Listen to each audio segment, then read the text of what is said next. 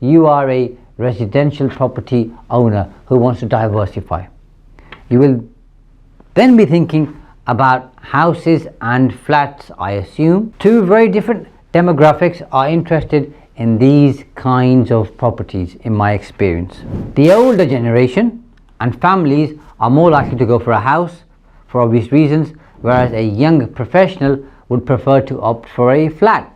To further diversify your diversification, you can kick it up a notch or two and invest in a mix of studio flats and apartments and 2-bedroom flats, and that helps you attract people who prefer flats, and it adds another layer of security because you can have a husband, wife, girlfriend, boyfriend, partner situation, and a 2-bedroom flat or apartment may work better for them. By going combo mode with a single portfolio type, you can be attractive to a wide range